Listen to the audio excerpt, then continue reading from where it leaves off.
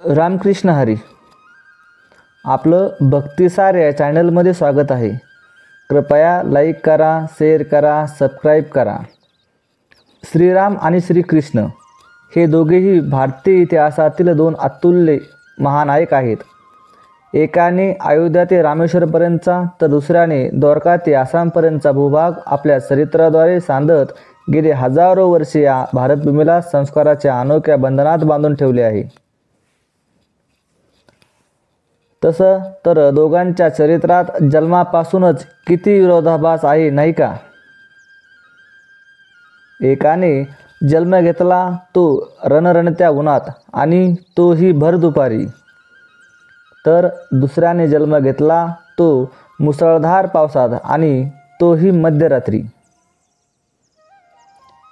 एकाचा जन्म राजमहालात तर दुसऱ्याचा जन्म कारागृहात. साम्य म्हणाल तर दोघांच्याही हातून पहिल्या मारल्या गेल्या त्या राक्षसनीच. एकाकडून त्राटिका आणि दुसऱ्याकडून पुतना. शबरीची बोरे आणि सुदाम्याचे पोहे हे त्यांच्या मनमिळावू मैत्रीपूर्ण स्वभावाचे उदाहरण म्हणून आजही सांगितले जाते.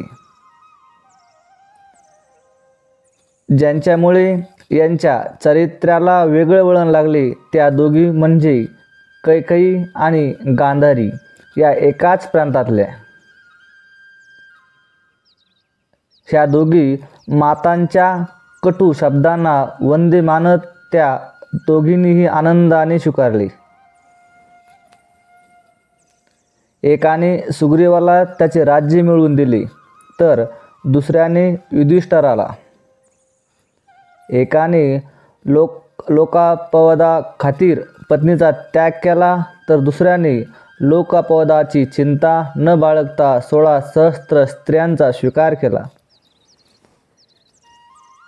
एकाने वडिलांचे शब्दांसाठी आणि शास्त्र धर्मासाठी कुटुंबियांचा त्याग करत वनवास स्वीकारला, त्यात गैर मानले नाही.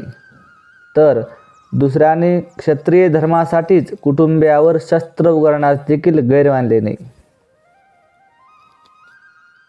एकाने जन्मभूमीला स्वर्गासम मानले तर दुसऱ्याने कर्मभूमीला स्वर्ग बनवले.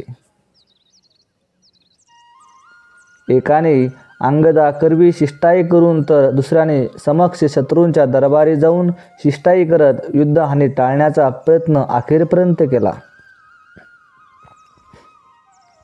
एकाने समुद्र ओलांडून सोन्याची लंकापुरी नष्ट केली तर दुसऱ्याने समुद्र ओलांडून सोन्याची द्वारकापुरी उभारली.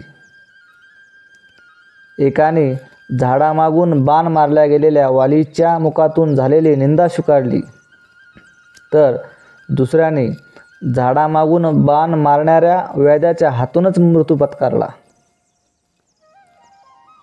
पहिला थेरी आहे तर दुसरा प्रॅक्टिकल आहे.